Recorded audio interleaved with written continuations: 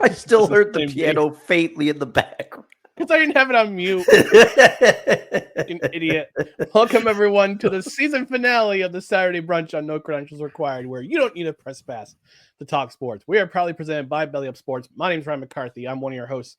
To my right is a man who's going to be smoking some meat over the weekend. Oh, Dustin yeah. Henry. Dustin, how are we doing today? I'm doing all right. I could say I'm going to be laboring over the smoker tomorrow. Laboring because we have a long weekend here in the States. Yeah. To celebrate Labor Day. But what a great way to open the weekend. I mean, technically, I opened it last night with Kevin and Dan on Seahawks Sessions, but I have returned to my home base, my podcast prime, to join Captain, my captain, Ryan McCarthy. How are you this morning? Doing really good. This weather we're having upstate New York is you can tell it's going to be fall very soon. And it's absolutely gorgeous. And we get the windows open at my house. We're doing some cleaning. I'm going to do some cleaning tomorrow. We have an action-packed day here on No Credentials Required. We got the Saturday brunch at noon, or Saturday brunch at right now. Yeah. At 5:05, it's Total Football Talk with Drew. Oh, you pushed it to Saturday. Edition. Yeah, we're doing a Saturday edition. Okay, so I might have to check that out while I'm doing something. Yeah. Well, while I'm doing something. Unclogging my sink, probably. I don't know. That's not a euphemism. That's he's actually plugged this sink. But tomorrow I'm going to be power washing my parents' house. And Monday it's just going to be a nice, easy day. Doing some research for our football prediction or NFL prediction show on Tuesday. Yeah. I'm looking forward to that. You said it's one of your favorite shows of the year. It is one of mine as well. We did predict the playoffs. We didn't predict the Super Bowl, but we predicted the playoffs on Seahawks Sessions. So some of my research is done, but the thing is, I got to figure out who the Super Bowl picks are. I got to figure out if I have any changing opinions based on my seeding, and maybe a dark horse team makes it in there that I didn't talk about on Seahawks Sessions. So there's plenty of reasons. If you saw me run my mouth on Seahawks Sessions last night, there's plenty of reasons to tune in to see me run my mouth again on Tuesday. We'll figure out when we get there. But in the meantime, we're gonna get things going. We're gonna bring in our boy of summer, Kevin, for the final time in 2025. We're gonna do basically a blowout end of year or very early end of year Major League Baseball prediction show. We're gonna do some wild predictions, both on what will happen the rest of the season and who we think will make the playoffs. We're gonna talk about our hot food takes. We're gonna do a tailgate food battle. And we're also going to do our favorite, our traditions, which is becoming something a new tradition on No Credentials Required. We're revealing our favorite athlete to where the number of the episode that is recording, which is number 61. So, but before we do that, so I want to remind the people who are watching on our YouTube channel. This will be replayed later on the Belly Up Sports YouTube channel, our Facebook channel, and on the Belly Up Sports Twitter, because we're broadcasting live from there today. We just want to remind y'all to please give us a follow on social media, Facebook, Twitter, Instagram, YouTube. Just search for No Credentials Required, and also check out our other podcasts and written articles at bellyupsports.com. On the podcast side, you can subscribe wherever you wherever you listen to podcasts, including Apple Podcasts, Spotify, Spreaker, Amazon Music, iHeart, TuneIn, Pandora, our YouTube channel, and on Podbean. And get notified on Twitter and on YouTube. That way you know when live shows are on. That way you know when we have show announcements. I posted on YouTube in our community this morning just to let people know, hey, got stuff going on this channel today. And so again, we're a live show Tuesdays at 6:30 p.m. Eastern, Saturdays at 10 a.m. Eastern. We got a little bit of a late start today. That's on me, as usual. But we've already got a comment in the comment section from our friend Sapna. The pink hand of Sapna saying "Sports Ball." Yes.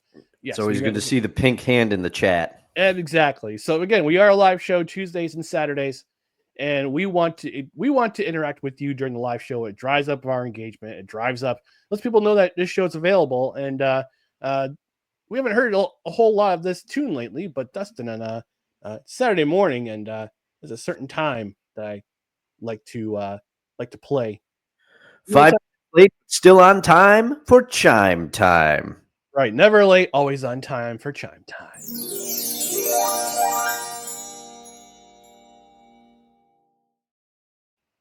All right. And this Saturday, on Saturdays during the summer, we brought our boy of summer on. It's our Saturdays with Kevin. It's our season finale with Kevin. Yeah. Yeah. Our Saturday Brunch production for 2025. It's Kevin Wilson. He's our baseball guru at Belly Up Sports for fantasy sports and for the regular baseball chatter. So Kevin, how are we doing this morning? Oh, Ryan, I'm doing great. And as we said in before we went live, it's cooler down here as well. And so we're living the life. And Dustin and I, we talked about how it's been such a long time since him and I talked. Was it about 12 hours now or so? Yeah, probably. And, yeah. So I'm really looking forward to the show and glad to be here. All right. So we're going to do, as I mentioned in the preamble, we're going to do kind of a end of season blowout, very, very like a month ahead of time. We're going to talk about our individually, our three wildest predictions. We're going to try to take about 5 minutes or so for each of our wildest predictions for the rest of the season. Because we've got 1 month left. Got 1 month left in the baseball season. And October is quickly approaching. I mean, August just went flying by. Yeah. It's August 30th as we record this episode in the year of our Lord 2025. So we're going to talk about our three wildest predictions for the rest of the season. Could be player predictions, could be team predictions, could be division predictions. It's up to you. It's up to you. It's up to the panel. We're also going to reveal our picks for each playoff spot, division winners, and for the wild card. Since he's been our boy of summer this summer, I want to have you start, Kevin, with your three wildest predictions for the rest of the 2025 season. So I got my timer. Okay. I'll try to spend 5 minutes and change on each 5 minutes on each subject. So timer starting and go. All right. So my first prediction is that it wasn't that long ago when we were talking about there were no hitters going on like every other week. But so far this year, there have been none. And I'm going to predict right now that for the first time since 2005, there will be no hitters thrown in Major League Baseball. Wow. That's a good one. Yeah. Okay. So that's number one. Number two is that at the current time, there's one hitter in the National League who has a 300 batting average. That's Freddie Freeman of the Dodgers. And I'm going to predict right now that there will be no 300 hitters in the National League for the first time ever in Major League Baseball. The lowest batting average for a full season is 301 by Carl Yastrzemski in 1968, which was known as the year of the pitcher. And they responded by lowering the mound going into the next season. And I don't see what baseball can do now to change any of that. They banned the shift, and it is not helping. If you're a 250 hitter in baseball, you're considered above average. So for the first time ever, there'll be no 300 hitters in the National League. There's like 4 of them in the American League, so that's safe over there. And my last prediction, right now, Paul Skeens has a 9-9 record with an unbelievably low 2.05 ERA. He's going to win the Cy Young Award, but he's going to do it with a losing record. Wow. And that would be no pitcher has ever accomplished that. And over on Pardon the Interruption, Michael Wilbon's head will completely implode because he's the guy who talks about how wins are still monumentally important. And they are still important. I don't buy into that where they're just discounted totally, but he will win the award. The Pirates have already cashed it in on the season a long time ago, and he is the guy that he just can't get any run support like Jacob deGrom back in the day. So he's today's Jacob deGrom, but he's going to take it to the next level and win it with a losing record. So those are my 3 baseball predictions right now. Interesting. Wow. And oh man, you brought it. You brought it, Kevin. You were concise and succinct, and wow. I'm bold predictions. That's why you're the baseball guy, our boy of summer. That's right. That's right. All right, Dustin, you are up. All right, and I'm on deck. Okay, you're in the on deck circle here. All right, well, I was in the hole, but now I'm on deck. My predictions are not probably going to be as bold as Kevin's, so I guess I'll lead with my spiciest one first. Kyle Schwarber will win the MVP award after his 4 home run performance the other night. Kyle Schwarber's really starting to pick it up. I think Shohei Ohtani is the odds-on favorite right now to win the MVP. I'm not 100% sure. You're I correct. think Kyle. I think. You're correct. Thank you. Let me bring up DraftKings, who was a sponsor of ours, and not anymore. But I believe Kyle Schwarber is also in the running. He might be. I think he was plus 125 the last time I checked the odds. But I'm going to say that I'm going bold, and I think Kyle Schwarber is going to finish out hot. He's going to take it because people's memories are short when it comes to the MVP award.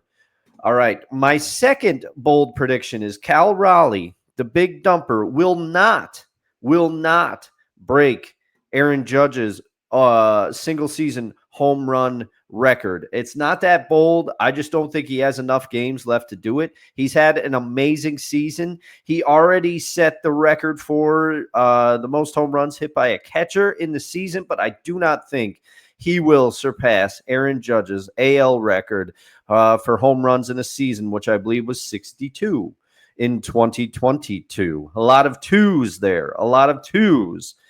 And my last bold prediction, some people may think this is insane, but I think the Cincinnati Reds will make the wild card. I think the roller coaster stops. I think they do it. They've been up and down all season. They're streaky, and I think they're going to get hot just at the right time and streak into the playoffs. Now, do I think they last long? Probably not, but I think they're going to get there. And those are my 3 bold predictions. The Schwarber one probably won't happen, folks. Snowman, I see you in the comments, buddy. But that's the thing. We're trying to be bold here. We're trying to be bold.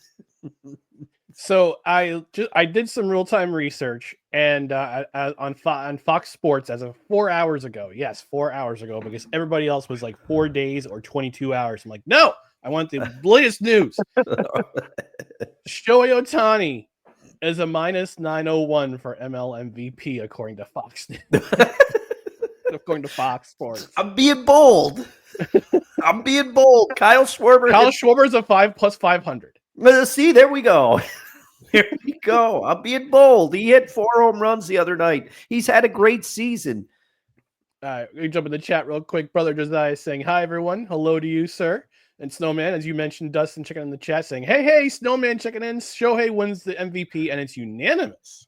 Oh, he's got the all caps. I hear that in Snowman's voice when he does that. I did too. And by the way, I may or may not be making an appearance on Snowman in the Morning on Monday. Oh, awesome. Labor Day with McCarthy. Because it's Labor Day. And Brother Josiah is saying, yes, absolutely. He is epic. Yes. I do not disagree there. All right. Let's go to my predictions. I'm up now. I'm in the I'm protecting. You said that. You're like, I'm up now. I'm up now. You're all in for it. You're all gonna pay. I'm a benevolent dictator. I would never ever do that. Okay. My first wild prediction. The New York Yankees missed the playoffs.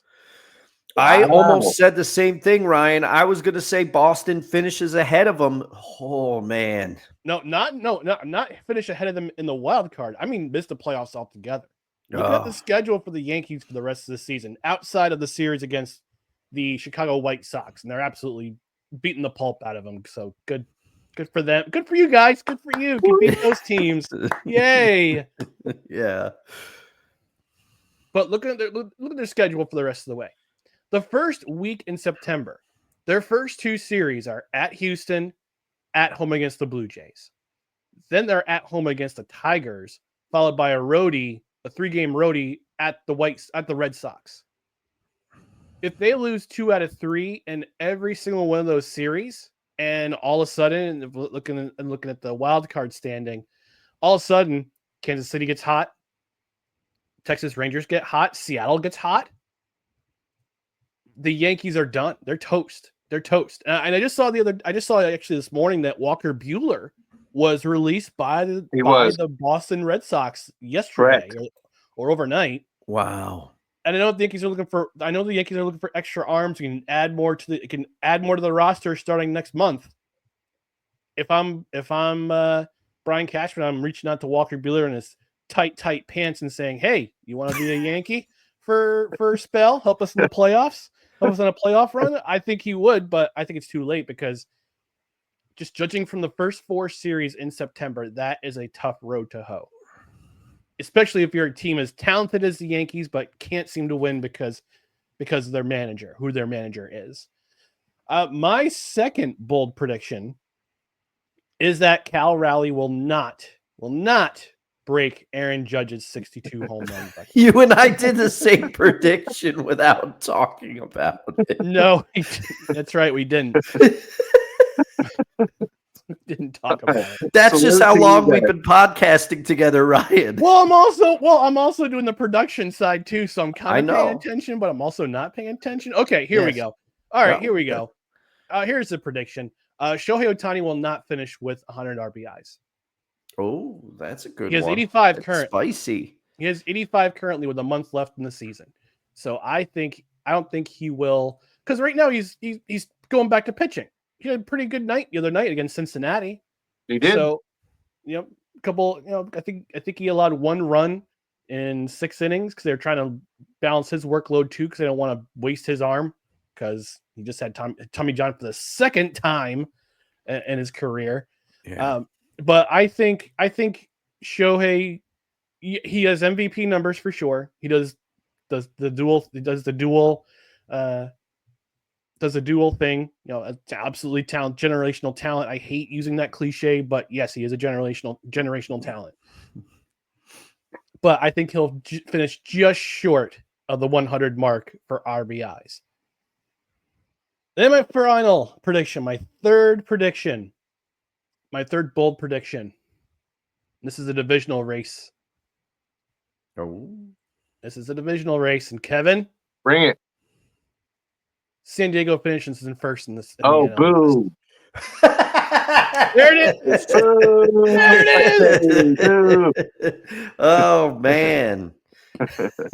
Now I gotta look at the schedule for the Padres in September. They have the easiest schedule of the two. There you go. But the Dodgers schedule is not hard because the Orioles, they got the Orioles and the Rockies the first week of September. They have a series against the Orioles and the Rockies. Then they got the Reds. They got the Rockies again for a 4-game set. Then they got the Mets. Then they're at the Mets, at the White Sox. They have a tough going in the middle, towards the end of the month at the Brewers, who are absolutely. I think they're all right. So for 3A in bold predictions, Milwaukee will win the World Series. Oh my goodness. It's like you're reading my mind, Ryan. And I'm sorry, Kevin, you will never hear the end of it from Vince. I know. I'm already not hearing the end of it. Not that you already don't right now, but exactly. Man, you will just be. When they came off their and he corrected me because I said they won 13 straight, and he's like, no, it's 14. So get it together. I can hear it in his ministerially voice. No, Kevin. That's right. 15 in a row, 14 in a row. I can hear. No. I gotta try to get. I gotta get a good Vince impression because he's got that southern drawl, like subtle southern drawl. I wonder how that's playing up there in Wisconsin. That's a great question. Yeah, we'll have to bring him on and ask him. I haven't had him on No Credentials Acquired in quite a while, so he's a friend. I consider anybody who's been on the show I called him a friend of the show. So Kevin, you're a friend of the show. I appreciate that. Dan Cruz is a Daniel Cruz, the artist formerly known as Daniel Smooth. He's a friend of the show. Vince is a friend of the show because I've had him on for No Credentials Acquired and also for the old show, the Around for the Weekend.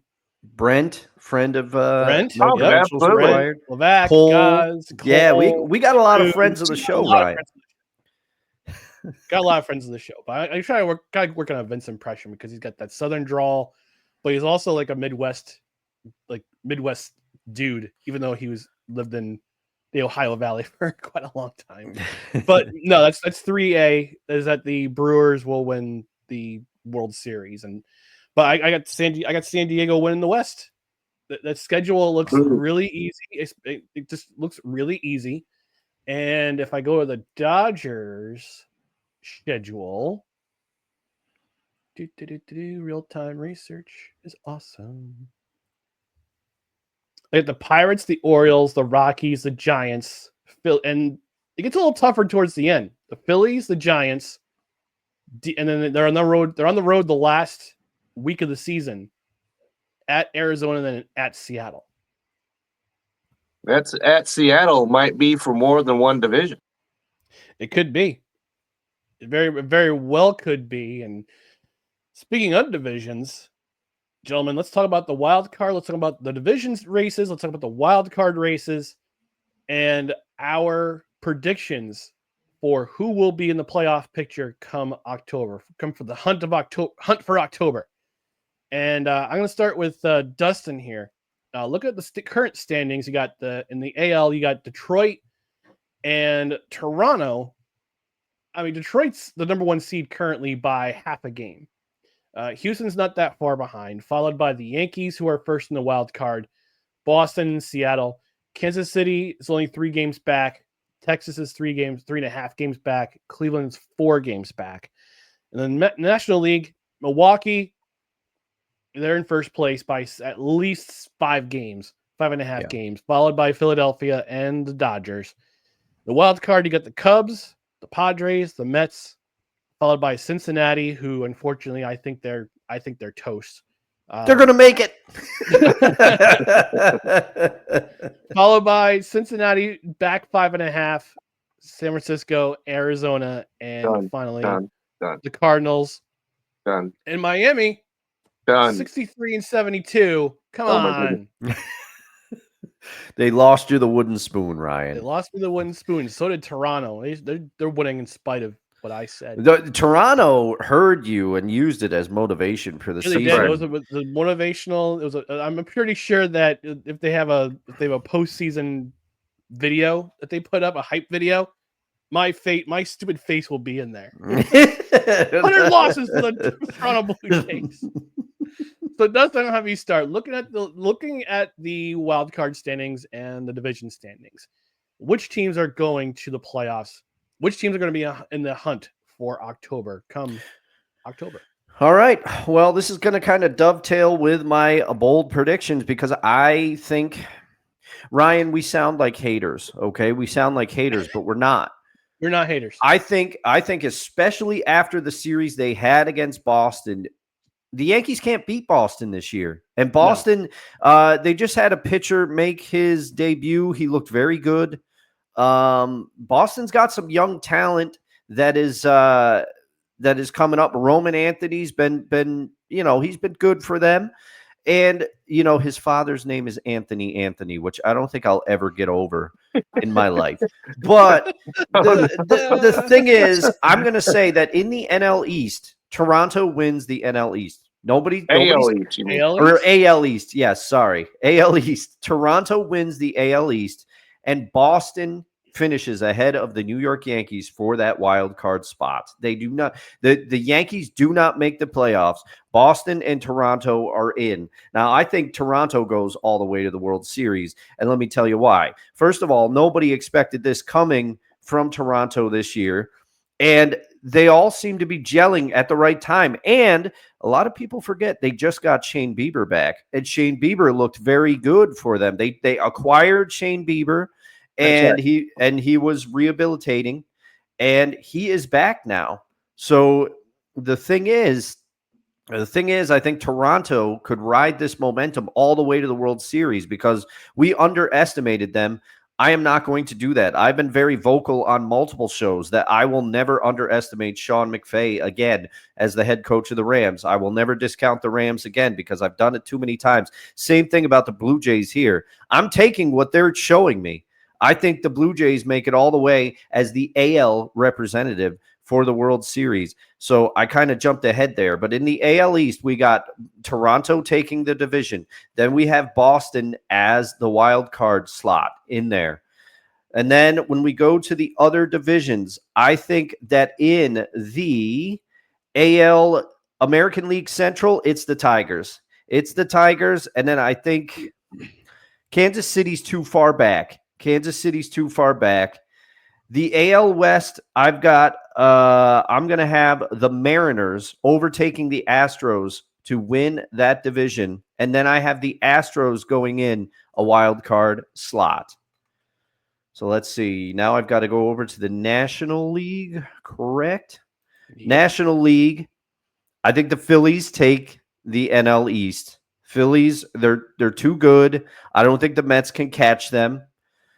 In the NL Central, we got the Brewers. They're taking this division. I think the Cubs, I am struggling between whether the Cubs or the Mets get one of the wild card slots. I'm thinking out loud right now. I think I'm going to give it to the Mets. I think the Mets have a little bit more than the Cubs do right now. The Cubs offense started unbelievable to start the season, but they've cooled off considerably. In the National League West, I think it's the Dodgers. I'm going to disagree with Ryan a little bit. Even though the Padres schedule is easier, I think the Dodgers just have too much talent. And I mean, their pitching is an embarrassment of riches. You got Tyler Glass now in there. You got Shohei Ohtani in the rotation. You got Emmett Sheehan. You got people I'm forgetting, because the Dodgers just seem to acquire pitchers, and their rotation is their rotation depth is better than some teams' starting rotations. It's ridiculous. So I think the Dodgers survive. And then how many slots? I'm doing the math in my head. How many slots am I in? Well, my get wild cards still. Okay, so my bold prediction. So I put the Mets in there because I said I think the Mets make one of the wild cards, and then I think that, because of my bold prediction, Cincinnati makes they make the wild card. I'm saying it. They're going to go, because there are times where they get super hot and then you start to believe in them and then they die. But I feel like I just have a feeling that they're going to catch a heater and they're going to like scrape. They're going to be like your tailpipe when you go up a driveway and hit a bump. The tailpipe's going to scrape, but they'll get in there. They'll scrape in there. And so what do I have? One more wild card slot left. I give that to – do I give it to the Cubs? No. This is where the Padres make it. Yeah. Yep. This is where the Padres make it. And there you go. And I've already revealed my respective World Series picks. I think the World Series is going to be the Blue Jays versus the Brewers. I think the Brewers take the title. They're too hot right now. It'll be the least watched World Series since I would watch 2023. I would watch it. I won't blame you. I mean, hey, two relatively fun teams. I can't argue with Toronto right now. I just can't. I understand. I get it. Kevin, go ahead. It's all you. Your playoff prediction. I'm not going to be nearly as bold as you all are in predicting the playoffs. So, come on. Okay, so because I think that the teams that are currently in are the teams that will stay in. Okay. And especially in the National League, I'm sorry, Dustin, since if you had said this last week, it would make more sense, because believe it or not, Cincinnati was the last team to lose 3 games in a row. Wow. On the season. Wow. But unfortunately for them, now they've lost 4 straight. Oh. And so any momentum that they had is going away, and they're 5 games out of the wild card at current. And so we've talked about this on our show, Vince and I. Cincinnati, they get you pumped, and they get you where, especially Vince's dad, who lives in the area, and make you want to believe, but then they just slam your head into a door and you're stunned. And so I'm not going anywhere with Cincinnati. I think that the Mets made some noise against them. Fortunately for Philadelphia, they're going to have the home field, so they're not going to have to work because that's a house of horrors. The Mets have beaten the Phillies every single game in New York. Mm-hmm. Every one of them. Yep. That's their kryptonite right now. That's right. Absolute kryptonite. But Philadelphia will have the home field. The Mets will win the wild card. Over in the Central, the Brewers are way out front. The Cubs are still playing pretty well, all things considered. And I'm still going with the Dodgers and the Padres. That rivalry has supplanted for at least now the Dodgers and Giants rivalry. And so that's going to go down to the end of the season because neither one of those teams have hard schedules. You've mapped it out, Ryan. And so the 6 teams, like I said, are in. And I got to stay with my Dodgers. They're getting healthy, and I could have made a bold prediction. I think Shohei Ohtani pitches out of the bullpen in the playoffs. Homer alert! Just kidding. You hit him with the ball. I had to do it. I'm so sorry. Okay, that was a little late in coming, but yeah, okay. It's all about timing, Kevin. It's all about timing. Okay, that was out. Okay. And so that's my National League. And the American League, find it very difficult to believe that 2 New York boys are not believing in the Yankees. I know they got a tough schedule, but they're starting to get things together. So Toronto still wins the division. I think Boston wins. They're ahead of the Yankees, but they still make the playoffs. Kansas City and Texas.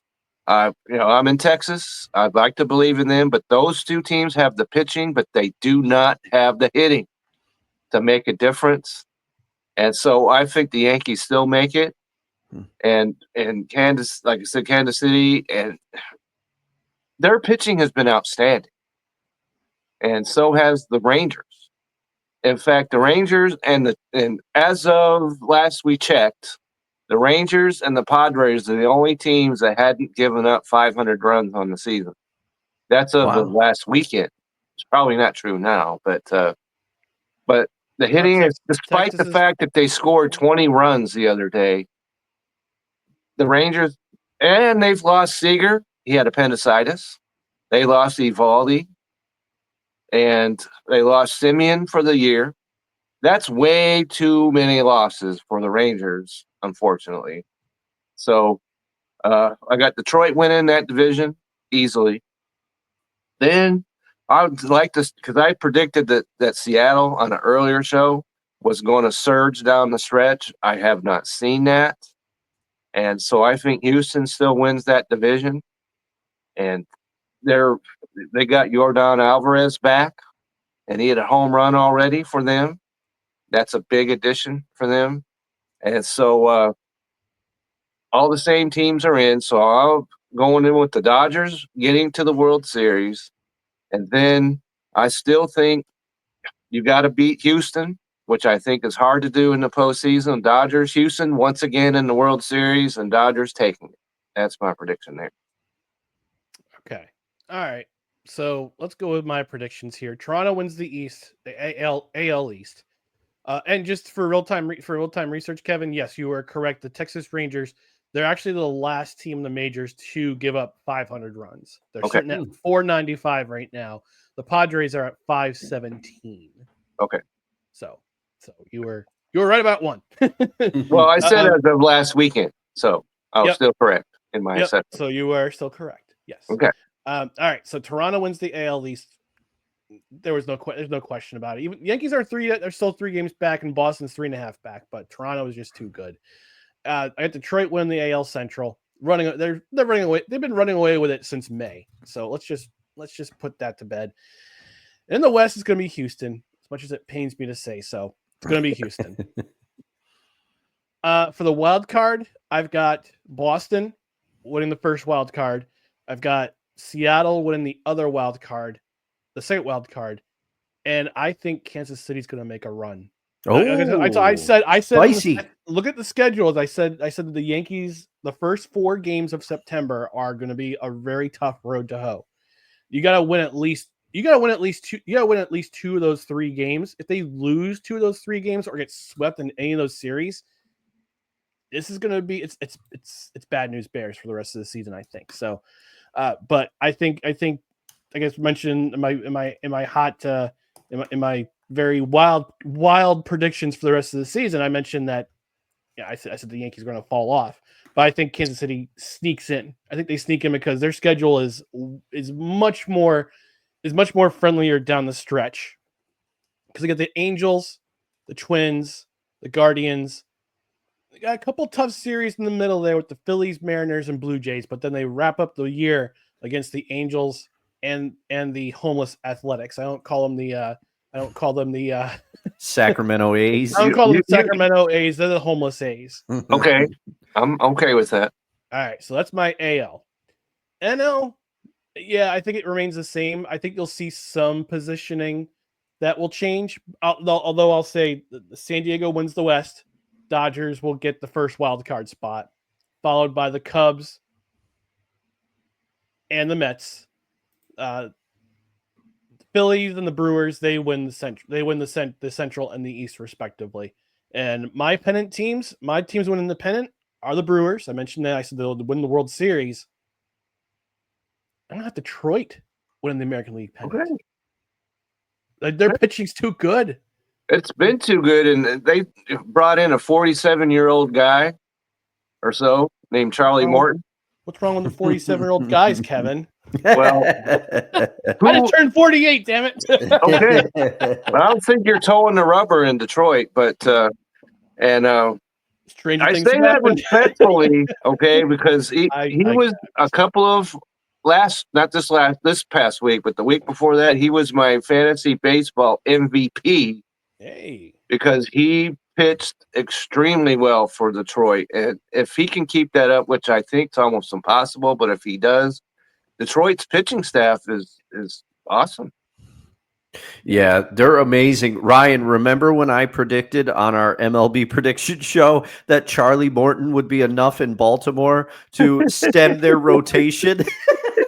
until some of the injured pitchers returned, that aged like blue cheese.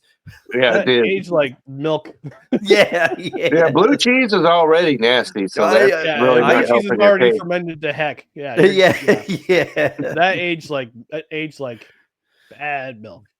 That was bad. That's our playoff predictions. Those are our wild predictions for the year. Before we let Kevin go, though, I do want to address one more thing. I put it in our show chat. But during our time off, Rob Manfred, the execrable Rob Manfred, commissioner of Major League Baseball, said that, and I'm going off an article on Forbes, that when the league, not if the league, but when the league expands to 32 teams, regional realignment could occur. And he says this, and I'm quoting here. He says, I think if we expand, it provides us with an opportunity to geographically align. I think we can save a lot of wear and tear on our players in terms of travel. I think our postseason format would be even more appealing for entities like ESPN, nudge, nudge, ESPN, because you'd be playing out of the East, out of the West, and that 10 o'clock where we sometimes get Boston, Anaheim would be 2 West Coast teams. That 10 o'clock slot, that's a problem for us sometimes because becomes a real opportunity for a West Coast audience. And he also says having 5 teams in the division is problematic from a scheduling standpoint. And I saw all these memes on social media from media outlets saying, oh, this is what Major League Baseball could have looked like with realignment. Well, first of all, actually, you know what? I want to get Kevin's perspective on this. I'll talk to Dustin, and I've got my own thing. So, Kevin, what's your perspective on Rob Manfred touting realignment? Not if, but when Major League Baseball expands to 32 teams. Well, my only issue is there aren't enough players in Major League Baseball today to support 30 teams. So where in the world are you going to come up? Because if you add 2 more teams, that's 52 more players on major league rosters. We're going to invade Cuba. That's what we're going to do. We're going to invade Cuba. We're going to take their Cuba. players. We're going to Okay. take their cigars, take their sugar cane, and take their baseball players. That's what we're going to do. Which, okay, I get why they're doing it. 15 teams in each league is hard to manage. I get that, but anything that Rob Manfred says, you gotta, it's like radioactive material to me, and so I'm not getting into that. And he needs to get baseball to a position where they get this deal done with the players before he worries about any other topic. Because if they don't, then there won't be any baseball at all. So that's what I'm coming from with that. All right, Dustin, your thoughts. Okay, so my first thing is, one, he's talking about doing this so that times are, we don't want Boston and Anaheim playing at 10. Start the games earlier. You could start the games earlier. There's other ways to slice this banana. Now, I know they'll never do it because they want the TV prime time slots. They want all these things, but if you want more younger people to get into baseball, play the games when kids can watch the games. That's part of it. Get younger people interested in baseball again. And to Kevin's point, I think expanding isn't necessarily the answer. I understand more markets is a good thing, but to his point, the talent pool is diluted. If you have no shots to the A's, because I think the A's, with everything that they're dealing with, is one of the better stories in baseball this year, because they haven't been absolutely terrible. They've given teams fits, and it's been entertaining. They're not in last place in the American Midwest anymore. The Angels are. The Angels are. Which my pick for the wooden spoon in the AL doesn't look. I mean, they lost 72 games. They made me look foolish at the beginning, but they got 72 losses right now. But still, not a shot at the Angels either. But I just am I thinking too small world in the fact that if realignment happens, you don't have some of the same old divisional rivals anymore. You don't have those rivalries that are built in that people don't like. That's my main issue with this.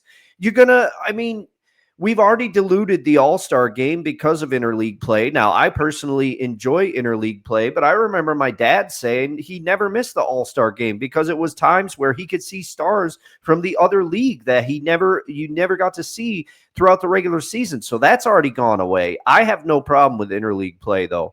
But to me, realignment takes this another step further, because if they shift teams around in the divisions to accommodate this expansion, then some of the rivalries, you could lose those, and you could have teams that don't play each other as much over the course of the year. So that's my main issue with this. And I don't know if you agree, Kevin. I don't know if I'm thinking about it too granularly or overthinking this, but I think it could dilute some of the rivalries that are built in. I agree with you, Dustin. And at least with baseball, we can discuss realignment. Because I keep seeing these guys trying to realign the NFL, which is never, ever going to happen. You're putting energy into something that's not the Dallas Cowboys will never play anywhere but the NFC East. Ever. So that's completely out of the question. Along with Jerry Jones, and we talked about him yesterday, and he actually joined the show, just so you know. He did a little bit. He did a little bit. So we can discuss a little bit about realignment in baseball. I think you'll lose some of the rivalries, like you're saying, but they already did that once, because remember, the Cubs and the Mets were rivals. Yep. And I forgot about that. They were, and baseball was able to survive that, but they didn't break up Cubs Cardinals. So if they had broken that up, we'd have all kinds of problems. So. Mm-hmm. They need to take a very good look at and see how they, change things, because you obviously have to have the Dodgers and Giants and Padres in the same division. Have to have that. And you have to have the Yankees and Boston in the same division. Mm-hmm. Otherwise, what are we doing here? And don't forget, Atlanta was once an NL That's West right. NL West, and Cincinnati was in the NL West as well. Yep. Mm-hmm. And how do you explain that? Where you're NL West and you're playing at on the East Coast.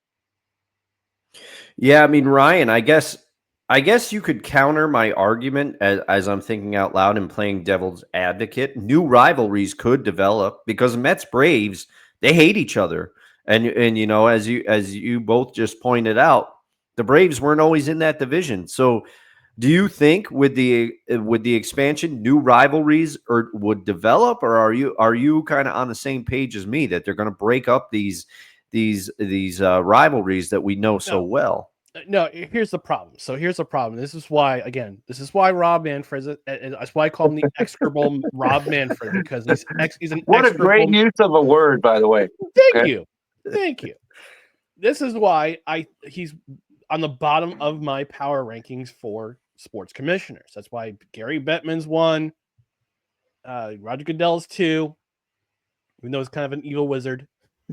And Adam Silver is just kind of middling in 3, and then Rob Manfred is absolutely dead last. Actually, he's farther than last. What he's trying to do is that he's trying to make up what the NFL has already surpassed him with, and that is the 4 divisions and the 4 division format for each conference. He's trying to copycat it. It's not going to work. Okay, it's not going to work because baseball has, like you mentioned, Dustin, baseball has a youth problem. Baseball has trouble bringing in the youth. They have trouble bringing in a younger audience. I would say my nephew Christian, shout out to CJ Beast, who's currently at the Fire Academy in Utica, near Utica. He's an exception because he loves baseball. He's loved baseball since he was small, since he was this high to the ground.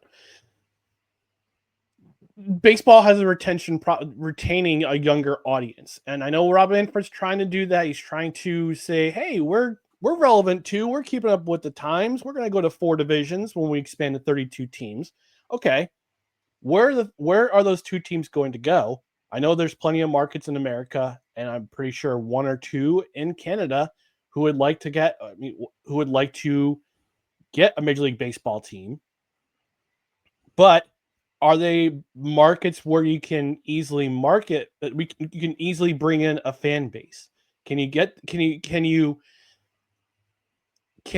them started on the right foot like the NHL did with the Vegas Golden Knights? Remember, the Vegas Golden Knights went to the Stanley Cup final their first year because they took advantage of a lot of loopholes in the rules with expansion, with the expansion draft. They made a lot of trades, which enabled them to get the players in that they wanted. And they wound up having the most successful expansion team run, arguably in sports history. I would agree with that. I don't think you could do that with Major League Baseball because you saw the Rockies, the Diamondbacks, the Rays. The Rays took forever to get out of their hump, out of that slump that they were in for such a long time when they were the Devil Rays. I know they brought in a lot of Major League Baseball players to bring in fans to the market, but they were just so bad for so long. Florida, the Marlins, between being Florida and the Miami Marlins, yes, they've won a couple of World Series, but they still struggle to bring in fans.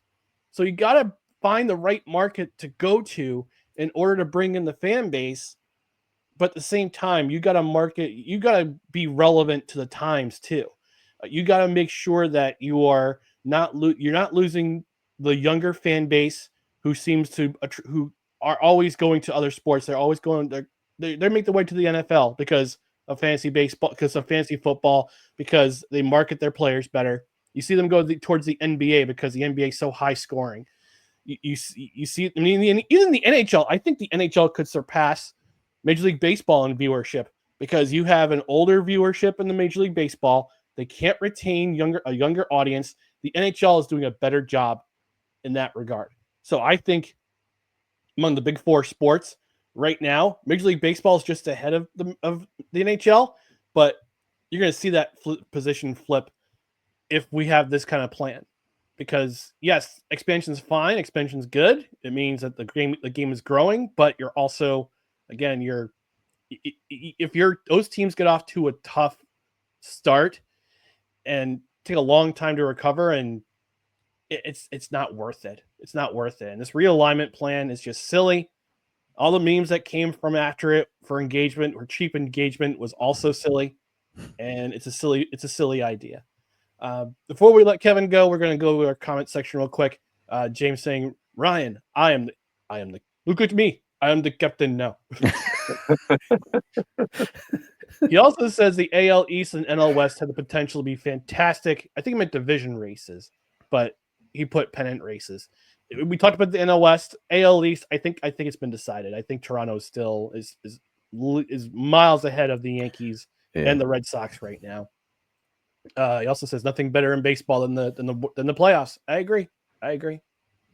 Desi saying hi, brunch. Brunch is always hard to wake up for. That's true. The White Walkers are always abound. That's why most brunches start at 10 and not 9. She also says, Kevin, Dustin, long time no see. Yeah, it's true. And Kevin, before we let you go, I just want to say, well, first, we'll have you give us your number 61, but I want to say thank you for coming in and really bolstering our baseball coverage on the show. You brought it every show that you were on. We enjoyed the summer segment, and just thank you for your knowledge, your time, your research, and helping us expand our baseball horizons. Yeah, well, I appreciate you guys having me on. Anytime I could talk about baseball, I'm down.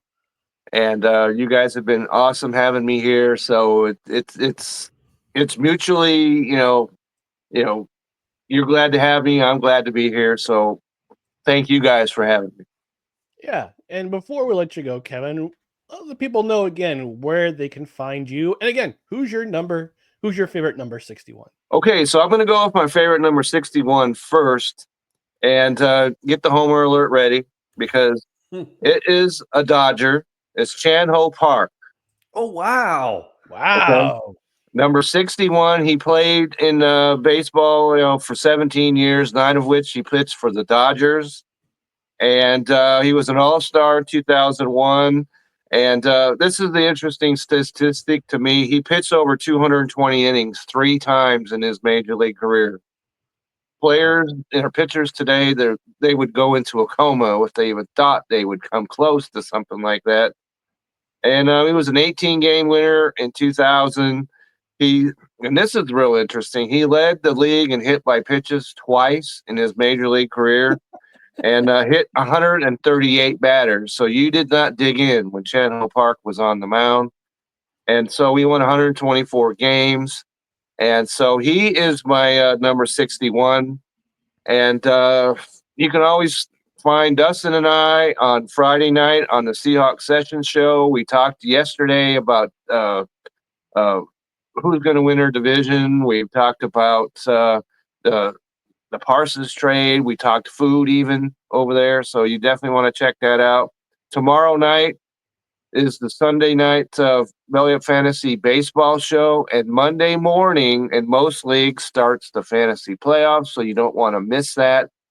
Then on Tuesday is the Belly Up Fantasy Live Football Show. We're going to have a start and sit extravaganza. We'll predict all the divisions, who should start and who should sit in those. And so you definitely want to check that out. And like I said, I'm excited that you guys had me on. And anytime, you want to call, I will answer the bell. So speaking of fantasy baseball, I am 2-19 in our. Oh man! I was a seat filler this year. I'll admit. I wasn't going to bring that up, Brian. I was not going to. No, I brought it up because I'm like I said, I haven't done fantasy baseball in a long time, and sometimes. Well, we knew. Sometimes I forget. We knew that you were going to be in the caboose when you took 2 catchers in the first 2 rounds of the fantasy draft. So. It sucks to suck sometimes. Yeah. And boy, did I this year. Okay. All right, Kevin, thank you very much for joining us on the Saturday Brunch edition. No credentials required. Again, you can check out Kevin's stuff on bellyupsports.com. Oh, yeah. Belly Up website. Check me out. I've got an article that I just did. This is draft season. Let me just mention this real quick. And I've got players that are sleeper worthy from 10th round and beyond. So if you haven't done your draft yet, you need to check that out. That's right. All right, Kevin, thanks for joining us again. We appreciate your time. We appreciate you joining us throughout the summer, talk baseball, and thank you again. We appreciate you. Appreciate you guys. All right. All right. Oh, and Desi's saying, thanks, Kevin. And she also says, oh, roll Tide. Because today is the kickoff. It starts the year. Week 1, right? It's officially week 1 in college football. So oh man. Tried to watch a little yesterday. It was on Kevin's raising his hand. Oh wait, no, he's just adjusting his glasses. Okay. Sorry, I thought you had a point. No. I thought I was gone. So I saw you going like this. I'm like, oh, Kevin's got to say something. I'm like, no. I appreciate the roll Tide, even though I'm not a Tide fan. Yeah, he went back and forth. He said go Clemson last night, so that's probably a retaliation. Oh. That's right. That's probably a retaliation. All right. Thanks, Kevin. Thank you. All right, we're going to finish the rest of our show in just a moment. But before we do that, we just want to remind you about our newest affiliate sponsor here at No Credentials Required. That is Righteous Felon Craft Jerky, the outlaw of the snack world. Forget the gas station stuff. This jerky is all natural with low sugar and absolutely packed with flavor. Every 2-ounce bag delivers 20 grams of protein made with beef that has no added hormones, no antibiotics, and no shady business. But jerky is just the beginning. Righteous Felon's lineup also includes beef sticks for on-the-go snacking, tender turkey jerky that's light but still packs a punch and tastes like a Thanksgiving dinner, and authentic South African-style biltong that melts in your mouth. Their flavors range from the savory classics like OG Hickory and the victorious BIG, which is their honey bourbon, to spicy kicks like Habanero Escobar and Carolina Reaper. So whether you want smooth, smoky, or fiery heat, they've got you covered. And don't forget, they even got Wild Ranger dog treats, so your 4-legged sidekick can join the snack game too. So head over to righteousfelon.com, use the promo code NOCREDS at checkout to score 15% off every order. Plus, when you spend over $50, shipping is free. Righteous Felon Craft Jerky, where flavor is the crime, and you're guilty of enjoying every bite, which is appropriate for the next segment, which is coming up. Hang on 1 second. I messed up. There we go. Which is the season finale of Hot Food Takes. Last time we're going to see that burger in action this year. Yeah, it's going to be quite a while. Although our Thanksgiving episode, because we are going to do a Thanksgiving episode again. We're going to do another live stream for Thanksgiving. We'll talk some food there as well. But Hot Food Takes, I figured it was appropriate that we talk about tailgate food. Because if you're familiar with football, especially college and professional football, the big thing is not just the game, it's also the pregame tailgate. Pregame tailgate is a tradition that is wide-ranging. I don't want to give the history because I don't want to make assumptions of how it started or where it started.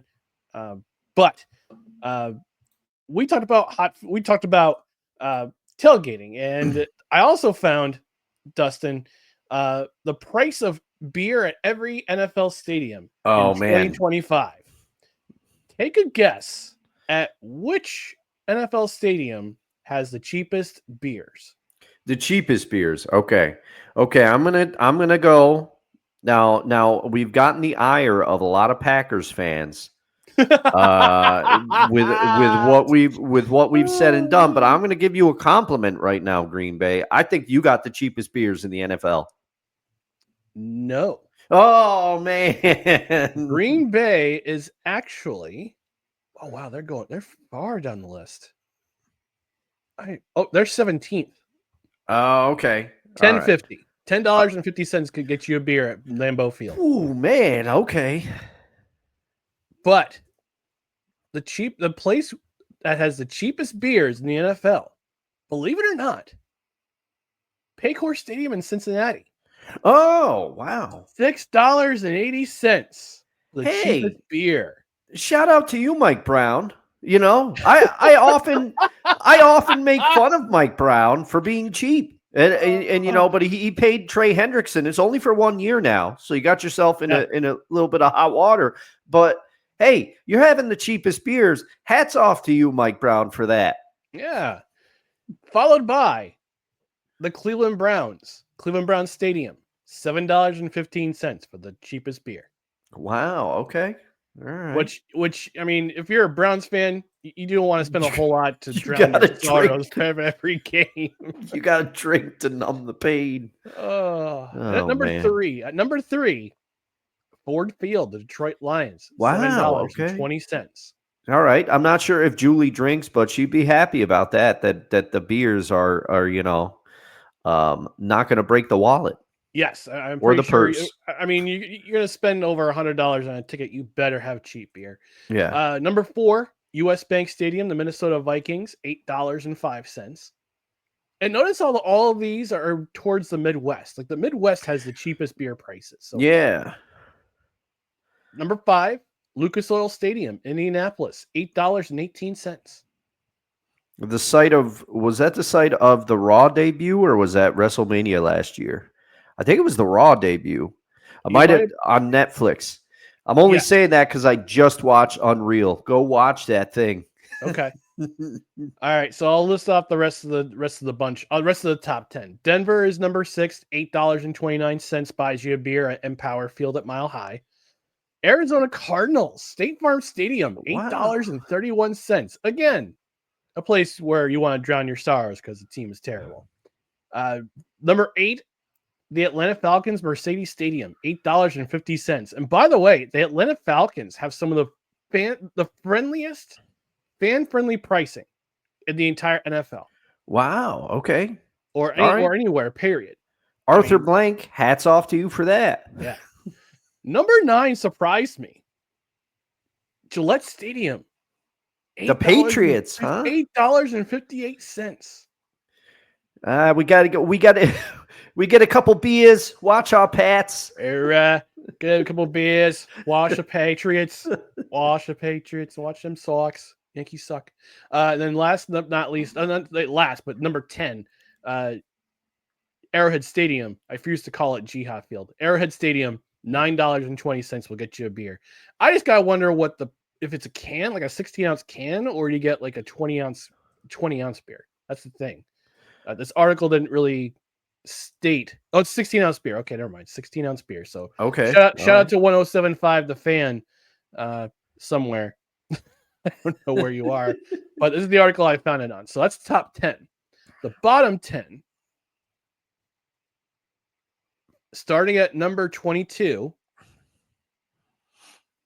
Caesars Superdome New Orleans Saints, $11.75 for a 16-ounce beer. Whoa. The Saints have no business charging that much. No, you don't, especially for a team that bad. I mean, heck, if you drink enough, you could probably play quarterback for them. Yeah. Who did they announced Spencer Rattler as their starter, didn't they? I think they did. I'm surprised Kellen Moore isn't suiting up and playing for them. I think they did. Oh man, get the rattle ready. There we go. Number 23. They don't have a promotion where they're selling Rattlers. What are they doing? Come on. Right? Number 23, Hard Rock Stadium, the Miami Dolphins, $12 for a 16-ounce beer. Again, ridiculous.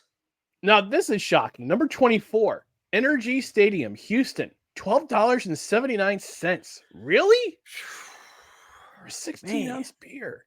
Man. Number 25 and 26, respectively, because they share the same stadium, MetLife Stadium, the Jets and the Giants, $13. Yeah, I knew they were going to be up there. That's we're getting close to $1 an ounce, Ryan. Followed by the Chargers and the Rams, SoFi Stadium, $14. Oh my God. San Francisco, and then finally the final four, the 49ers, Levi Stadium, $14. Ridiculous. This one.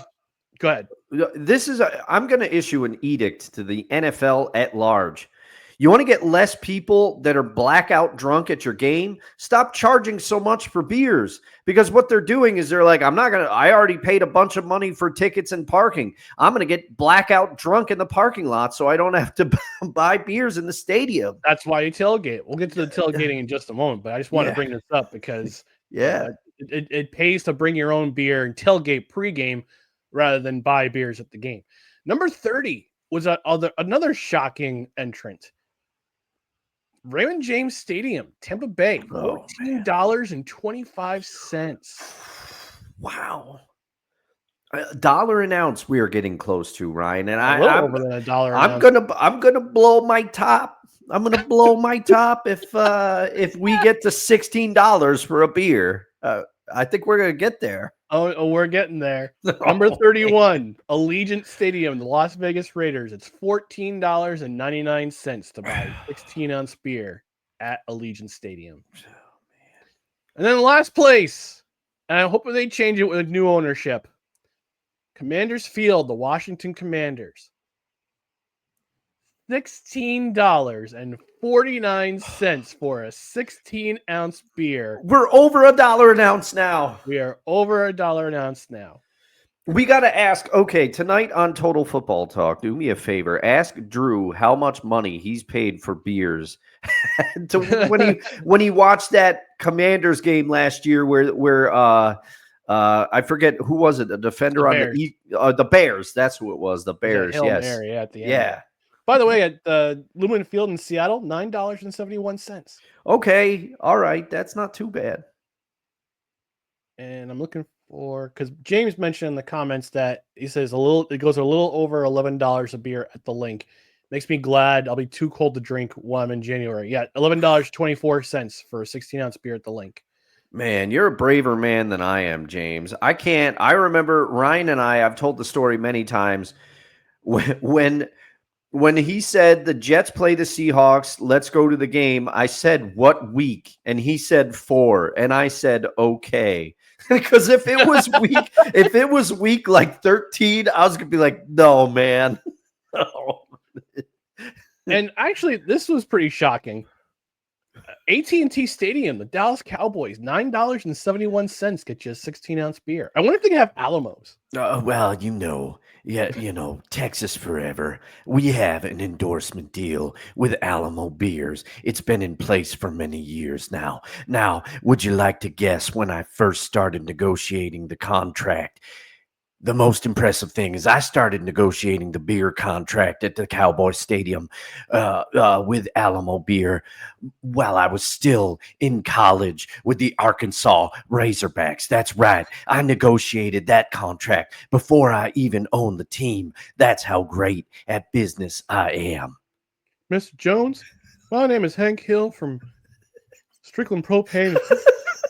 Yeah, from Strickland Propane and Propane Accessories. I'd like to make you a deal to have the entire AT&T Stadium. So pretty good, Hank Hill. Thank you. Filled with Strickland Propane for your propane needs. Mr. Hill, I like the cut of your jib. I think we're going to do this. Right. It'll include a suite at AT&T Stadium for every event, including Super Bowl, WrestleMania, and the Texas State Championship, High School Championship. Mr. Hill, you drive a hard bargain, but I accept on one condition. Your son, Bobby, he cannot be allowed in the stadium. Well, that's okay. He's coaching at the University of Tennessee right now.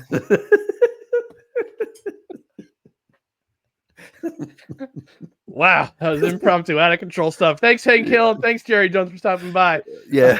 Does he say, I don't know, you were having Jerry Jones as a guest today and Hank Hill. This show is an instant classic. Yeah. All right, we discussed beer prices at stadiums. Now we got to discuss tailgate. I don't know how many times you've tailgated at a stadium, Dustin. I know we tailgated back in 2016 when we saw the Jets and the Seahawks. We did. I believe it was our friend Dave. He brought his brand new grill. He's breaking it out, breaking the cherry on that thing. And we enjoy ourselves some hot dogs and hamburgers and some Labatt Blue Lights with Buffalo Bills. Yeah, the colors Zubaz on them. pants. The Zubaz Zubaz cans. pants. Scott was like, I got the Zubaz cans. He was so excited. Thanks, Scott. Yeah. I've been to a couple of other tailgates in my time. I went to Penn State back in 2006, actually. Oh my gosh. Oh, wow. And my friend Laura, her dad and her mom, they came down. She brought lasagna, so we had lasagna dinner on Friday night. On Saturday morning, we enjoyed ourselves some homemade sausage, bacon, sausage, and egg sandwiches. Her dad brought a griddle to do the sandwiches on. Also brought apple cider donuts from Lakeside Farm along on the trip too. So it was a great time. And the first tailgate experience, it sounds so weak. This is gonna sound so weak. So weak. Thank you, Uncle Roger. My brother Jim won Giants Cowboys tickets in 2009. Actually, it was my second tailgate experience. My first NFL tailgate experience. He won Giants Cowboys tickets. And instead of getting like the traditional grills, the traditional beer, like we bring all the stuff along with us, we decided to stop for Subway sandwiches and eat them in the parking lot and have some beers and watch and listen to the Jets and the Bills game that day. So that was weak sauce. It's all right, man, because that's exactly you dovetailed into it perfectly. Because I've only been to 2 tailgate experiences. Now, I have heard from many, many, many people that the college game tailgate is elite, depending on where you go. You gotta go it's gotta be Division I, like FBS. You gotta go to Division I FBS one. Yeah. And a lot of people are saying it's got to be an SEC team or someplace in the Midwest because those tailgates pretty crazy. But I've only tailgated twice. The one time was with you, and I enjoyed our hot dogs and burgers. And shout out to you, Dave. I still have that grill in my garage, so come get it. Come get it anytime. I've kept it under a blanket. I kept it safe for you. But I still have that grill. And then I did tailgate again when my brother-in-law was nice enough to invite me to a game. He had been given some tickets to Jets Seahawks from this past game, and we did what you and your brother did. We did a version of that, right? It was a cold day. We didn't want to bring a bunch of stuff. It was early in the morning, so we brought. We did sub sandwiches. We made our own. We had a variety of cold cuts there. I brought some chips and things, and we brought some beers. And so that's what I did. But I haven't had, like, you saw some of these crazy tailgate setups. We were nowhere near that. And as part of it, to kind of tie, before we get into our top tailgate foods, to kind of tie the beer segment together, I have a question for you. You are a beer connoisseur. I would put myself as a beer connoisseur too, but you're a level ahead of me. But I have a question for you because we discussed this at the last tailgate. We didn't want, when we were tailgating, we wanted light beers. We did not want like these big flavor profile IPAs or like these stouts or like these heavy beers. We went with Miller Lite because we're thinking we need something light. We need something drinkable. Don't want to feel full, sitting there at the game. So do you agree with that logic there? I agree. Because you want to be sober for the game. You don't want to be entering the stadium, drunk off your arse, not paying attention to the game, going to the bathroom every other series to pee. So you want to drink something. You want to have like a light beer or even like a non-alcoholic. Yeah, you could do NA. Yeah, like you can do an NA, like athletic beer, like Athletic or other companies out there that do it. Because there's some pretty tasty NA beers out there, I will say.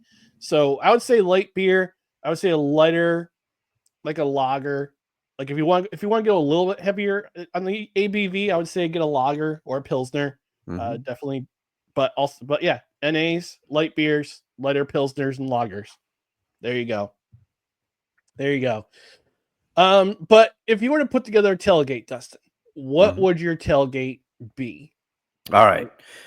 So this is assuming that I have the correct power sources. I have everything that I need to cook things up. Chicken wings. I love chicken wings. To me, they're an essential football food. They're my number one. Number two, I'm going to go through these lightning fast. I'm only picking three. Number two is ribs. If I had a grill or a smoker, which I've seen people set smokers up, I have I'm too. Yeah. I'm going ribs. I'm going ribs. It'd be fantastic to do some ribs at the stadium. You know, you'd have to like pre-smoke them the night before or something. Yes. I don't know what people do. I don't know how they do it, but yeah, ribs are my number two. And then rounding out the top three, we did one of them, hot dogs and burgers. To me, that's like a perfect, you got to do a little setup, but it doesn't take too much. And hot dogs and burgers, highly customizable. You can get a bunch of different condiments. People can put on there what they want. Maybe you can grill up some onions if you got like a flat top. Maybe you could do some smash burgers, cook a little bacon. Fantastic choice. Those are my top three. I pass the ball to you, sir. All right. So number one for me, especially if it's an early game, like a 1 o'clock game, I would definitely do breakfast sandwiches again. Oh, that's a perfect. I can't believe I missed that. Egg, sausage, bacon, ham. Taylor. If I'm in New Jersey, Taylor ham. Yes, Taylor ham, not Taylor pork roll. Get it right. Oh man. Oh boy. I'm waiting for Jersey D to come in the comments and say it's Taylor pork roll. So breakfast sandwiches. That's my number one. Number two, sausage and peppers. Oh, that's a great pick. That's a good one. I mean, on an October, November day, walking through the parking lot at MetLife or wherever you're going, and just you smell the sausage and peppers just wafting from the Italian guys all the way down in one of the other parking sections. You're like going, maybe we should do a food exchange. Like I'll give them some hot dogs and hamburgers or some sandwiches, and they give me some sausage and peppers. That would be amazing. But yeah, sausage and peppers, it's another one. And number three, I want to think outside the box for number three. Okay. Right. I would bring a propane-powered pizza oven. Ooh, nice, like an uni or something. Yeah. Yeah. Or like a solo stove, one of those solo stove pizza ovens. Yeah. Yeah. So like I said, think outside the box while I'm drinking some light beers or some coffee or some good coffee. Ooh. All right, this is gonna sound weird. Espresso martinis. Oh man, Ryan, you're gonna be hammered heading into the No. This is what. Okay, so this is what you do. You get the light beers. You get the espresso martini, because actually espresso martinis can come pre-packaged. Mm-hmm. I've had them before. They're really good. Okay. But also get copious amounts of water because you want to stay hydrated. Yeah, you got whether it's 80-something degrees outside and it's the first week of the season, or if it's below freezing and it's in January, December. So you definitely want to stay hydrated. So I mean, the light beers will be great, but you also want to stay hydrated. So that's for sure. James saying it's Taylor ham because it's eponymous. Full disclosure, I'm from New Jersey. It makes no difference to me what it's called. That depends on which part of New Jersey you're in, James, because I'm from New Jersey too. I'm an OG.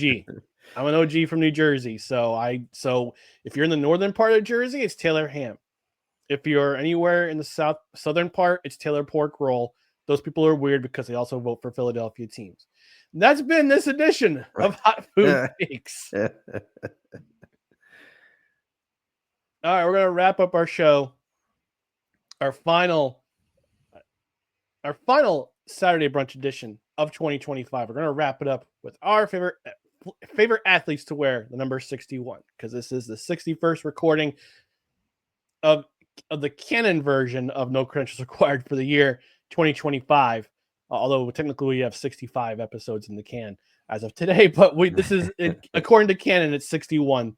But we're going to reveal our favorite athletes to wear number 61. Dustin, go ahead and reveal your favorite number 61. All right. We'll have to get a certain button ready. Yes. We're going to need the Homer alert. Here we button. go. Homer alert. Because for the second show in a row, I'm picking a Seahawk. And for the second show in a row, it's a center. and it's Robbie Tobeck.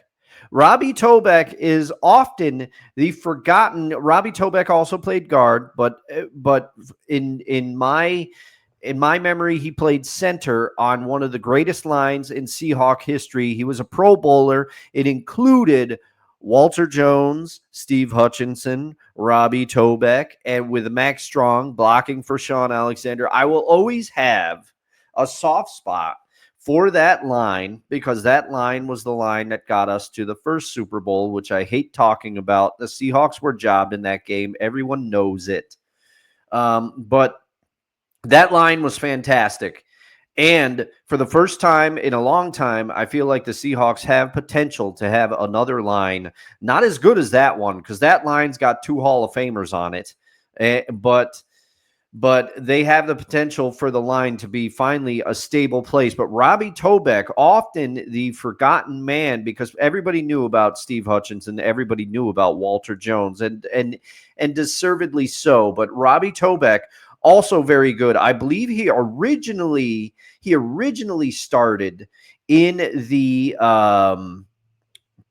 as a rookie with the Falcons in 1993. And then after that, he was traded to the Seahawks, or he was acquired as a free agent by the Seahawks, and he played the rest of his NFL career with them. He retired. He retired after a playoff loss to the Chicago Bears. I remember that playoff loss. It was brutal. At the end of the 2006 NFL season. But Robbie Tobeck, the forgotten man, he made the Pro Bowl team in 2005. That is the Super Bowl line right there. That is the line that I was thinking about. That's why Robbie Tobeck came to mind. I almost picked O'Neal Cruz for this because he did wear 61 with the Pirates. I think he either wears it now or he wears 15 now. I can't remember. But to me, O'Neal Cruz still too young. But Robbie Tobeck is the first player I thought of. He's my pick. All right. And I'm going in a different direction for 61 because we're actually entering hockey. We're entering one of 2 lands here. We're entering offensive and defensive lineman land. We're also entering hockey player land. And I chose a hockey player for my favorite athlete to wear number 61. My favorite number 61, even though he played for those dirty New York Rangers for a while, Rick Nash. Oh man, go ahead. I'm so mad at myself because I love Rick Nash and I can't believe he just didn't. But that's why you're here to pick me up, Ryan. That's right. Number 1 overall pick of the Columbus Blue Jackets in 2002. Spent the first 8.5 seasons with the Columbus Blue Jackets. From 2002 to 2003 to 2012, believe it or not, did not win Rookie of the Year in his rookie year. But he was the Rocket Richard. He was named to the rookie team, all rookie team in 2003. But he won the Rocket Richard Award for most goals scored with 41 goals in 2004. Was named to the All-Star team that year as a 19-year-old, believe it or not. Also scored 19 power play goals that season. So he led the league in goals and power play goals scored. And then was an All-Star 5. He was All-Star 5 other times. Did not play in 2005. He spent that year in Davos in Switzerland. But he remained one of the most elite scorers in the league, even though he was on complete dog water teams that were the Columbus Blue Jackets back in the day before they became better in the mid 2000s or the mid 2000 teens. Was traded to the Rangers but actually right before the 2012-2013 season. Spent 5.5 seasons with them. So I apologize. He spent his first 9 seasons with the Blue Jackets. Was traded to the Rangers in 2013. Helped bring them to a Stanley Cup appearance in 2014. They lost to the Kings in 5 games. Haha. but was still a major part of that team. Last season was traded to the Boston Bruins during the 2017-2018 season. Scored 6 points for them in 11 games appearing for them. One of those guys who was touted very early in his career is going to be one of those high scoring guys, and had a pretty good career. 805 points in 1,060 games, including 437 goals. Was a left wing, had a nasty shot. And if you go after this program, if you go to YouTube and you just look up Rick Nash's goal versus the Arizona Coyotes from, I think it was either 2004 or 2003, 0304 or 0506. One of the most spectacular goals you'll ever see, because he just uses his deke, his overhand, backhand, and just dekes two defenders to score a goal against the Arizona Coyotes. At that time, the Phoenix Coyotes.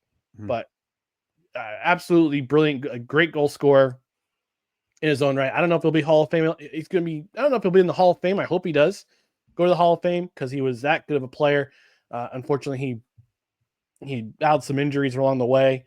Still played over 1,000 games in his career. Desi saying her favorite number 61. Here's the education. Here's the Roll Tide education. Brought to you by Desi. Number 61 is Anthony Steen, who played offensive guard for Alabama in the early 2010s. He was part of not two, but three Nick Saban national championship teams in 09, 11, and 12. Signed with the Arizona Cardinals in 2014. Finished his career as a center with the Miami Dolphins in 2017 with a foot injury. I'm so sorry he had to play for the Dolphins. Even sorry he finished his career with a foot injury. James also saying, going with Rick Nash, tremendous player and the first real superstar Columbus ever had. Absolutely. And he said, I'll reluctantly throw in Mark Stone because Vegas Golden Knights. And also Rick Nash, as I remember him, I always tie in video games somehow. Rick Nash was the cover athlete for NHL 2K9. And I had that game, and I remember. And speaking of video games, if you are interested, I will be conducting a test stream later today. Going to start getting ready for Extra Life. We'll get into that on future shows as it gets closer. You know what? Talk about that. I was about to say, you're talking about video games. We're about to approach Extra Life season, so why don't you guys go ahead and, for those who don't know what Dustin does every year to raise money for a local hospital, why don't you go ahead and tell some of our newer cred heads about your efforts? So in 2018, I lost my mom to cancer. Unfortunately, I still miss her every day. But as a result of that fight that I saw her go through, and I saw her, fight valiantly, I started thinking there's no universe where a kid should have to go through this fight. And I had heard about this thing called Extra Life. I had watched a podcast team and company that I really enjoyed do it for a couple of years. I first heard about Extra Life through Kind of Funny, and led by Greg Miller and Nick Scarpino and the boys. And I decided after 2018 to get involved. So I do my own Extra Life stream. Believe it or not, this will be my 8th year, I believe, doing Extra Life. So game day is November 8th this year.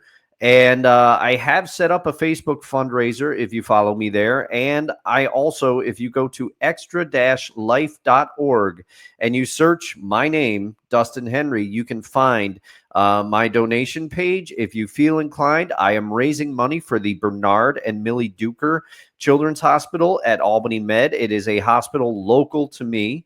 And I will be attempting to stream games for 24 straight hours or as long as possible on November 8th. Usually Extra Life game day is the first Saturday in November, but that's the day after Halloween this year. So I think they wanted to avoid that. Again, it is November 8th, and I will be streaming via Twitch. So if you feel like it, tune on in. I usually have people pop in. It's very supportive. I get great support every year, and I'm hoping that if you're new to the show, join me and check it out. Join me and check it out. I'll reveal the roster of games as it gets closer. My friend Chris is going to be joining me remotely for most of it from where he lives. And I'm sure Ryan usually stops in. Last year he stopped in. We ate some ramen together. Well, I ate some ramen. Ryan, you got ramen too, didn't you? But it was a fun. It was I got fun. I got 5 guys. Oh yeah, that's right. You got 5 guys. That was a great pick. And so $32 for 5 guys. I know. It was pretty ridiculous, but I always appreciate Ryan's support and giving me this platform to talk about it. But I'm starting to set it up. I usually get things set up in late August, and here we are. So there'll be more information, but again, the website is extra-life.org. Ryan's been good enough to put it in the banner at the bottom there. And tune in on the game day if you can. I'll usually start it at 9 a.m. Eastern time, and donate if you can, raising money for sick children so that they don't have to deal with cancer or other horrible diseases. Your donation is tax deductible, and 100% of the donation goes to the people who need it. Extra Life, as a charity and then affiliated with the Children's Miracle Network, they do not take any money out of your donation.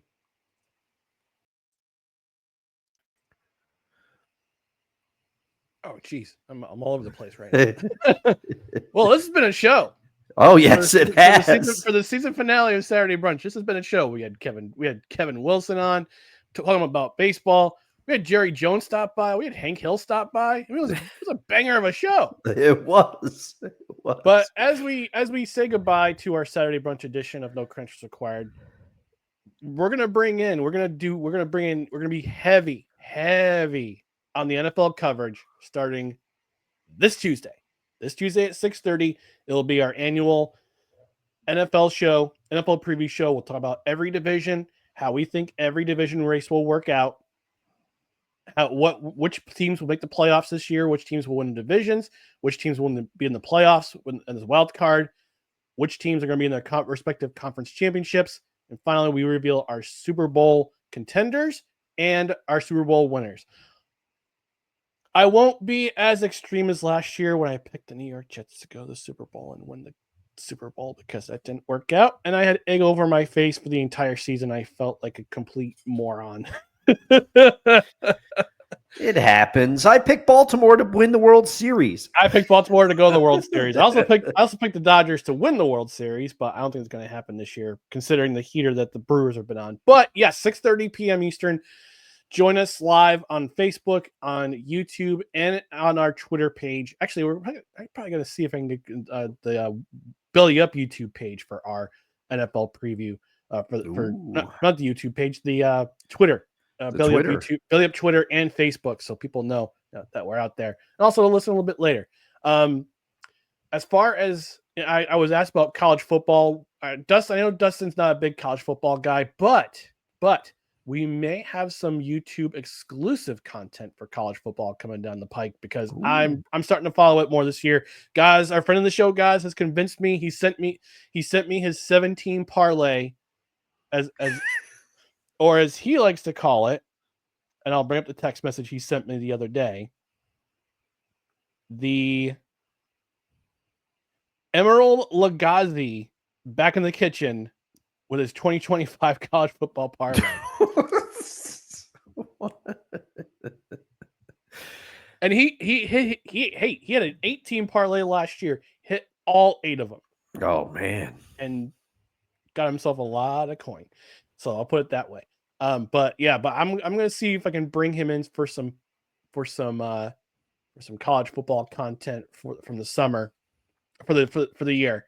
Maybe we'll do like a Monday edition, like a pre-tip edition, or on Sunday, or even on Sunday we'll do that. So, and Desi says, Dustin, just say "Roll Tide" once. Roll damn Tide. I didn't say it. Jerry said it. Jerry said it, and he's in Arkansas, man. Yeah. Anyway, we're going to get out of here. Before we get out of here, just want to remind you to follow us on social media. On these pages, on our Facebook page, Twitter, Instagram, YouTube, just search for No Credentials Required. And also, check out other podcasts and written articles at bellyupsports.com. On the podcast side, you You can subscribe wherever you listen to podcasts, and that includes Apple Podcasts, Spotify, Spreaker, Amazon Music, iHeart, TuneIn, Pandora, our YouTube page, and on Podbean. And also don't forget to hit notification bell on Twitter and on YouTube. That way you get notified of live shows, you get notified of show announcements, you get notified of show clips going up. And actually, one other thing I forgot to mention, and I mentioned this will be the last thing I mentioned, I promise you. I promise you this week. For tonight's episode, for today's episode. We were thinking about rebranding our page.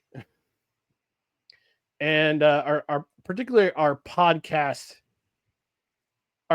logo. And this is one of the markups that I made. Oops, hang on. This is one of the markups I made. I forgot about this. For a second I was like, I didn't see this one. Yeah, that's mine. Here's Dustin's. Oh! I look like I'm gonna invite you inside my house for a nice lemonade. Oh man, it better be Larry's lemonade. Yeah. All right, we're going to get out of here, folks. We're going to enjoy our respective Saturdays. I'll be back on this channel at 5:05 Eastern with Drew Willingham for Total Football Talk. Talking about CFL, talking about some NFL news, including Terry McLaurin getting a new contract with the Washington Commanders. We'll also talk about the Michael Parsons trade. So you want to tune in at 5:05. Talking about all sorts of football. Dustin's going to be on his Twitch channel, which is twitch.tv/LDusto67. So if you want to check him doing a test run for Extra Life, which is coming up in November. He won't be on that show, FYI. He won't be on that show for November 8th. I'll be sure to bring in a guest for that one to fill in and talk about the NFL, previewing that week and the Thursday night game as well. But in the meantime, thank you for joining us at No Credentials Required, where you don't need a press pass to talk sports. We are presented by Belly Up Sports. For Dustin Henry, I'm Ryan McCarthy. Have yourselves a safe and fun Labor Day weekend. We'll see you back here Tuesday, 6:30 p.m. on our YouTube channel, on the Belly Up Sports Facebook and Twitter channels, doing our 2025 NFL preview. Don't want to miss it. So we'll see you then. Have a great weekend. Good morning, everybody. Gosh, it's a late morning too. It is.